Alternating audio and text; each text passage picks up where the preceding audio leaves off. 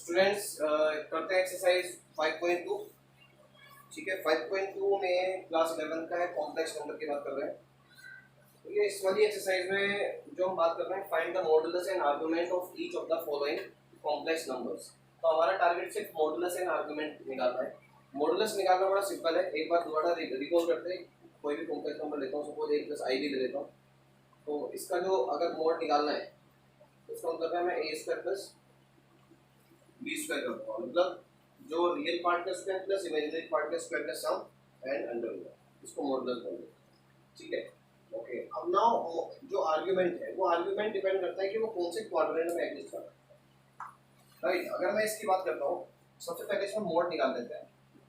तो मॉडुलस आपको मैंने बताया कि -1 का स्क्वायर हो जाएगा और -√3 का स्क्वायर हो जाएगा। और जैसे आप करेंगे 1 और ये +3 आपको एक 2 दे देगा। राइट, मॉडुलस में कोई प्रॉब्लम आती नहीं। अब आता है जब भी आप आर्गुमेंट की बात करते हैं, आर्गुमेंट के लिए सबसे पहले आपको यही देखना पड़ेगा कि ये वाला जो कॉम्प्लेक्स नंबर है, अगर मैं इसको आर्गेंट प्लेन में दिखाना चाहता हूँ, तो आर्गेंट प्लेन में कहाँ लाई करने वाला है। देखिए, ये -1 दिखाएगा यहाँ पर, और ऐसे ये -√3, मतलब यहाँ पे सपोज मान देते हैं, मतलब ये थर्ड क्वाड्रेंट में एग्जिस्ट करता है। राइट, अब ये थर्ड क्वाड्रेंट में एग्जिस्ट कर रहा है, तो यहाँ पर हमें चेक करना है कि थर्ड क्वाड्रेंट में ये कॉम्प्लेक्स नंबर यहाँ पर कहीं लाई कर रहा होगा। तो इट मींस अगर मैं इसका एक्स एक्सिस की पॉजिटिव डायरेक्शन से एंगल निकालूंगा, ये हमने बताया है आपको -पाई और ये प्लस अल्फा होता है। -पाई प्लस अल्फा, अल्फा होता है जो ये एक्स एक्सिस के साथ एंगल बनाता है। जो जहाँ पर वो लाइन ड्रॉ है, उसका जो नियर बाय एक्सिस होगा वो अल्फा है। ठीक है, अगर सपोज ये लाइन यहाँ होती तो नियर बाय ये हो जाता है, ये सपोज यहाँ होती तो नियर बाय ये हो जाता, ये इस केस में अल्फा है। करेक्ट। तो यहाँ पर हम जो बात कर रहे हैं, मतलब कुल मिलाकर ये थर्ड क्वाड्रेंट में है। थर्ड क्वाड्रेंट में हम बात करते हैं -पाई प्लस अल्फा। तो सबसे पहले हमारा काम यही है कि tan थीटा की वैल्यू निकाली जाए। एक्चुअली में tan अल्फा होता है, tan अल्फा मतलब ये वाला जो है tan अल्फा, बट हमें चाहिए कौन सा, ये आर्गुमेंट होता है जो positive side of x axis से जो एंगल होता है। तो पहले हमारा टारगेट है कि ये वाला एंगल कैसे निकाला जाए। इस एंगल के लिए एक बार इस फिगर को मैं दोबारा यहाँ ड्रॉ करता हूँ समझने के लिए। ये पॉइंट मैं यहाँ सपोज कर लेता हूँ और ये यहाँ पर आ गया फॉर एग्जाम्पल, और आपको दिखा कि ये -1 है। ठीक है, और ये -√3 ऐसे गया, तब जाकर ये कॉम्प्लेक्स नंबर मिला। और अगर ये अल्फा है तो ये वाला जो एंगल है tan अल्फा, इसके बाद करता हूँ, फिर ये मुझे ये देगा -+√3, और √3 tan में किसका वैल्यू होता है, π/3 का। करेक्ट है, मतलब मुझे π/3 मिला अल्फा। अल्फा की वैल्यू मुझे क्लियर हो गया कि ये π/3 आनी है। बट आर्गुमेंट क्या होगा students, argument is not alpha, argument is this angle. तो ये कैसे निकाला जाएगा, ये ऐसे निकाला जाता है student, -pi and plus alpha, जो आपका एंगल वैल्यू निकली है, तो -पाई प्लस π/3, और जैसे ही आप करेंगे तो आपको ये दे देगा -2π/3।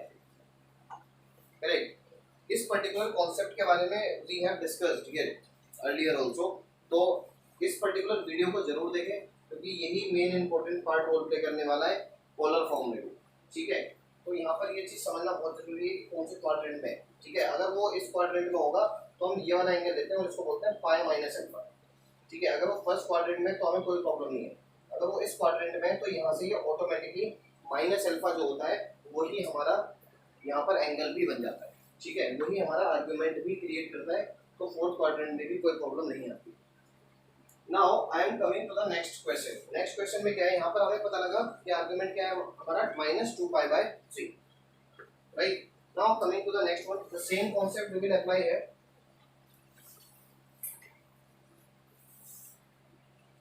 अब देखिए, सबसे पहले अगर मैं इसको कोडिंग, इसके मैं प्लॉटिंग करता हूँ, प्लॉटिंग में पहले -√3 क्या होगा और फिर ये 1 यहाँ पर लाई क्या होगा, तब ये ज़्यादा मुझे मिला। ओके सॉरी, मैं माइनस पे तो लेके नहीं जाऊंगा, पॉजिटिव है मेरे लिए तो नहीं यहाँ पर जाऊंगा। तो आपको पता लगा कि ये सेकंड क्वाड्रेंट में लाई कर रहा है। करेक्ट, यहाँ पर तो कोई प्रॉब्लम ही नहीं है। ये हमेशा जो यहाँ पर होता है, कोएफिशिएंट ये y एक्सिस के अलोंग मूव करता है और फर्स्ट वाला x एक्सिस के अलोंग मूव करता है। तो ये वाला जो एंगल होगा अल्फा, ये हमारे लिए एक्चुअल एंगल है। Right, angle of complex number with the x axis. Positive है नेगेटिव है इससे हमें कोई मतलब नहीं है, बट आर्गुमेंट तो यही होगा जो पॉजिटिव साइड से जुड़े। करेक्ट, सबसे पहला टारगेट है हमारे ये वाला एंगल निकालना। ठीक है, मॉडुलस तो आप निकाल ही लेंगे, मॉडुलस में कोई प्रॉब्लम ही नहीं आती। -√3² प्लस 1 स्क्वायर, तो आप इसको करेंगे तो ये 3 + 1 आपको ये 2 दे देगा, करेक्ट। जब हम बात करते हैं आर्गुमेंट निकालने का, तो आर्गुमेंट के लिए सबसे पहले tan अल्फा हम निकालने का ट्राई कर लेते हैं। tan अल्फा क्या होता है, y का जो कोफिशिएंट है वो अपॉन -√3, करेक्ट।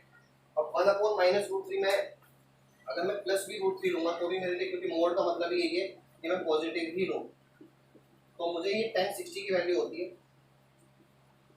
राइट। अब मुझे tan 60 मिला, मुझे अल्फा की वैल्यू मिल गई π/3, बट अल्फा मिला बट आर्गुमेंट नहीं मिला अभी तक। आर्गुमेंट क्या होगा स्टूडेंट्स, जब ये अल्फा, मैं इस को यहाँ दिखा देता हूँ, अगर ये अल्फा की वैल्यू π/3 आई है, मुझे चाहिए ये वाला एंगल, तो आप समझ सकते हो कि मैं 180 में से π/3 माइनस कर दूंगा, तो मुझे यहाँ पर ये 2π/3 दे देगा, करेक्ट। तो ये आर्गुमेंट निकालने का बेस्ट वे है। जब तक आप इस कॉन्सेप्ट पर आपकी कमांड नहीं होगी तब तक आपके लिए ये वाले सम्स हमेशा प्रॉब्लम क्रिएट करेंगे। Clear? Now I am coming to the next question. Next question में क्या करना है, करना यही है सब कुछ, आपको आर्गुमेंट निकालना था, वो आपने यहाँ पर भी निकाला, बट आर्गुमेंट से नेक्स्ट क्या है, आर्गुमेंट से नेक्स्ट है पोलर फॉर्म, क्योंकि आर्गुमेंट का यूज कहाँ पर होता है, मोड का यूज कहाँ पर होता है, पोलर फॉर्म। पोलर फॉर्म क्या होती है स्टूडेंट्स, अगर मैं पोलर फॉर्म को रिवाइज करके देखें, पोलर फॉर्म के लिए सबसे पहले हम बात करते हैं r cos theta plus r sin theta, और ये आयोटा में चला जाता है। r यहाँ पर कॉमन ले लेते हैं तो हमें मिलता है cos theta plus i sin theta. हमने क्या किया स्टूडेंट्स, जो a प्लस i b की जो फॉर्म होती थी उसमें a को मैंने ट्रिग्नोमेट्रिक रेशियो में चेंज किया है और b को भी ट्रिग्नोमेट्रिक रेशियो में चेंज किया है, मतलब a की जगह मैंने r cos थीटा पुट किया है और b की जगह पर r sin थीटा पुट किया है, तो इसने एक डिफरेंट प्रेजेंटेशन देना स्टार्ट किया जिसका नाम हो गया ट्रिग्नोमेट्रिक प्रेजेंटेशन। ठीक है, इसको कभी कभी पोलर प्रेजेंटेशन या ट्रिग्नोमेट्रिक प्रेजेंटेशन दोनों में से किसी एक नाम से बोला जा सकता है, और जो नॉर्मल था presentation a plus i b, इसको बोला जाता है ज्योमेट्रिकल प्रेजेंटेशन, राइट, कि हम इसको ज्योमेट्रिकल प्रेजेंट कैसे करें इन टर्म्स ऑफ कोऑर्डिनेट्स। लेकिन जब हम उसको रेशियो में चेंज कर देते हैं ट्रिग्नोमेट्रिक फॉर्म में, तो ये पोलर फॉर्म में माना जाता है, इसको बोला जाता है polar form. Now students, we are coming on the second question. Second question is related to this one. That is why I have explained. Students, इसमें एक छोटा सा मिस्टेक लग रहा है मुझे, जो यहाँ पर हो सकता है, क्योंकि हमने इसको 10 क्या बोला था, 30 है, तो 10 30 के लिए हमारे लिए 6 होगा, not this one. तो π/6 होगा यहाँ पर, ये समझना बहुत जरूरी था। तो पाई माइनस π/6 होगा, तो ये 5π/6 आएगा यहाँ पर, ये समझना बहुत जरूरी है। ठीक है, तो ये पार्ट थोड़ा सा इसको सही लगेगा, बाकी कॉन्सेप्चुअल चीज तो वही है, राइट। -1 माइनस आई, सॉरी थर्ड क्वेश्चन अगर देखें तो 1 माइनस आयोटा। 1 माइनस आयोटा का मतलब है कि अगर मुझे इसमें इसको पोलर फॉर्म में कन्वर्ट करने के लिए वो बोल रहा है, and only polar form, right. So अब देखिए पोलर फॉर्म है तो मुझे z अगर मैं मानता हूँ तो मोड तो निकालना ही है, क्योंकि पोलर फॉर्म क्या होती है, r cos theta plus i sin theta, तो जो r होता है वो मॉडुलस ही है यहाँ पर, तो √1² प्लस -1² हो जाएगा, √2 देगा मुझे। ठीक है, अब मुझे निकालना है स्टूडेंट्स की, सबसे पहले तो ये चेक करना है कि ये लाई कहाँ पर करने वाला है। अगर मैं बात करता हूँ 1 पॉजिटिव क्या है, तो -1 नेगेटिव जाता है, इसका मतलब है ये फोर्थ क्वाड्रेंट में लाई कर रहा है। ठीक है, फोर्थ क्वाड्रेंट में अगर बात करते हैं तो ये वाला जो एंगल होगा अल्फा, यही हम इसका आर्गुमेंट भी बोल सकते हैं, क्योंकि हमें positive side of x axis ही चाहिए था और वो दे रहा है, क्योंकि ये पॉजिटिव साइड ही बोली जाती है। तो tan अल्फा कहीं ना कहीं यहाँ पर हमें tan थीटा देने वाला है, तो मैं यहाँ पर करता हूँ जैसे -1/1, तो मुझे ये देता है tan π/4, तो अल्फा की वैल्यू आती है π/4, बट इसको मैं नेगेटिव लगा देता हूँ आर्गुमेंट के लिए। आर्गुमेंट की अगर बात करते हैं, आर्गुमेंट के केस में ये -π/4 हो जाएगा, ये सुन लो। रीजन क्या है, आर्गुमेंट, क्योंकि आर्गुमेंट क्या होता है, आर्गुमेंट नेगेटिव उसकी डायरेक्शन को भी चेक करता है, बट जब मैं एंगल देख रहा हूँ, सिर्फ एंगल देख रहा हूँ कि एंगल है क्या, तो उस केस में मैं सिर्फ π/4 देख रहा हूँ, मुझे वहाँ नेगेटिविटी की बात नहीं करता। लेकिन आर्गुमेंट क्या करता है, आर्गुमेंट उसकी डायरेक्शन को भी चेक करता है, राइट। अब यहाँ पर पोलर फॉर्म में जब हम देखेंगे इसको, तो पोलर फॉर्म हो जाएगी z = r आर मेरे लिए अंडर रूट 2 है, वो आपको ध्यान रखना है, cos theta plus i sine theta. तो आर का वैल्यू मेरे लिए रूट 2 आ गया स्टूडेंट्स। इसको आप प्लस माइनस भी बोल सकते हो क्योंकि रूट 2 की वैल्यू प्लस और माइनस कुछ भी हो सकती है। तो यहाँ पर आ जाता है cos minus pi by 4 plus i sine minus pi by 4। ये देखिए ये मेरे सामने वैल्यू आ गया प्लस माइनस रूट 2। और अगर cos माइनस थीटा करते हैं तो वो cos थीटा ही रहने वाला होता है और ये हो जाएगा आई साइन पाई बाय। इस तरह से आपकी ये पोलर फॉर्म में कन्वर्जन कंप्लीट हो जाएगा, right. And similarly you can use the way here also. जब हम यहाँ पर आते हैं, यहाँ पर भी अगर मैं इस पर्टिकुलर कॉम्प्लेक्स नंबर को देखता हूँ तो ये -1 और +1, मतलब ये यहाँ पर लाई कर रहा है सेकंड क्वाड्रेंट। अब सेकंड क्वाड्रेंट में अगर मैं z निकालने बैठूंगा तो z तो मेरे लिए 2 ही आने वाला है, लेकिन मैं अगर ये अल्फा निकालने लगता हूँ, tan अल्फा की वैल्यू मुझे बनती है 1/1, मतलब पॉजिटिव ही लेना पड़ेगा, तो 1 ही आया। तो ये अगर मैं देखता हूँ तो tan पाई बाय 4 की वैल्यू है। अल्फा की वैल्यू क्या आती है स्टूडेंट्स, पाई बाय 4। ये वाला जो एंगल है ये पाई बाय 4 आ गया, लेकिन आर्ग्यूमेंट तो मेरे लिए ये वाला है, तो पाई माइनस पाई बाय 4 मैं कर दूंगा। तो मैं यहाँ पर लिख दूंगा कि आर्ग्यूमेंट को थीटा से डिनोट कर देते हैं, तो ये हो जाता है 3 पाई बाय 4। अब जैसे ही आपका आर्ग्यूमेंट आ गया, आपके पास मॉडुलस आ गया, पोलर फॉर्म एक नेक्स्ट स्टेप ही है इसका। जब पोलर फॉर्म में लिखेंगे तो आपको पता है r cos theta plus i sine theta. अब आर की वैल्यू आप निकाल चुके हो रूट 2 cos थीटा, इस पर भी थीटा आर्ग्यूमेंट है वो 3 पाई बाय 4 है इस केस में, और ये हो जाएगा आई साइन 3 पाई बाय 4। आपके सामने रिजल्ट आया, राइट। क्वेश्चंस बहुत इजी हैं, उस कॉन्सेप्ट को समझ लीजिए एक बार, इसके बाद इन क्वेश्चंस में कुछ भी नहीं रह जाएगा। बोर्ड एग्जाम्स के लिए तो आप ये मान के चलिए कुछ भी क्वेश्चन में नहीं रहता है, easily you know you can say that obtainable marks हैं, बिल्कुल आराम से ऑब्टेन हो जाते हैं मार्क्स। सिर्फ आपको वो कॉन्सेप्ट पर क्लैरिटी होनी बहुत जरूरी है। क्वेश्चन नंबर 5 में देखते हैं। क्वेश्चन नंबर 5 जो कहता है वो सबसे पहले देखिए, मैं तो हमेशा ग्राफ में ही बिलीव रखता हूँ कि आपको सबसे पहले चेक करना चाहिए कहाँ पर ये लाई करने वाला है।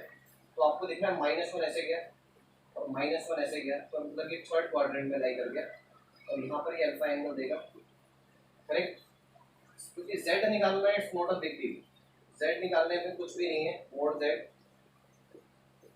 और ये आप देखेंगे अभी तक 2 ही दे रहा है तीनों क्वेश्चंस में। सिर्फ क्या था, सिर्फ माइनस, मतलब उसकी सिर्फ कोऑर्डिनेट्स के क्वाड्रेंट चेंज होते जा रहे हैं, कोई फर्स्ट क्वाड्रेंट में कोई सेकंड क्वाड्रेंट में। एक्चुअली में modulus value is same for all complex number till now. Okay, now we will check tan alpha angle कितना बनाता है वो एक्स एक्सिस से, वो तो 1 ही बनाएगा, -1/-1, और आपको पता है 1 किसका वैल्यू है, tan pi by 4। But argument अगर मैं थर्ड क्वाड्रेंट में हूँ तो आर्गुमेंट कैसे निकलेगा, आर्गुमेंट होता है ये एंगल, तो ये कैसे निकलेगा स्टूडेंट्स, -पाई, ठीक है, और प्लस अल्फा। तो -पाई और प्लस अल्फा कितना, पाई बाय 4, तो ये आ गया पाई बाय 4, तो ये -3 पाई बाय 4 आपको देगा, करेक्ट। इसके बाद आपके लिए polar form it's very easy now. देखिए स्टूडेंट, सबसे मेन टास्क होता है ये काम, आर्गुमेंट निकलने के बाद nothing is left, so r cos theta plus i sine theta. अब आर का वैल्यू आप निकाल चुके हैं, दैट इज √2, और cos थीटा की बात करें तो आर्गुमेंट हमारा 3 पाई बाय 4 है, और ये आए -3 पाई बाय 4। आप चाहो तो आंसर यहाँ पर भी छोड़ सकते हो, या आपको ये भी पता हो सकता है कि cos minus theta cos theta होता है, और ये वाला sine minus theta minus sine theta हो जाएगा, राइट। तो ये वाला क्वेश्चन ऐसे कर सकते हैं। Now I am coming to the next one.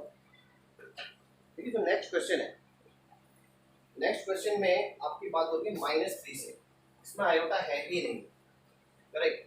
तो हम इसको मान लेते हैं कि 0 आया, मतलब मैंने इमेजिनरी पार्ट अपनी तरफ से ऐड किया।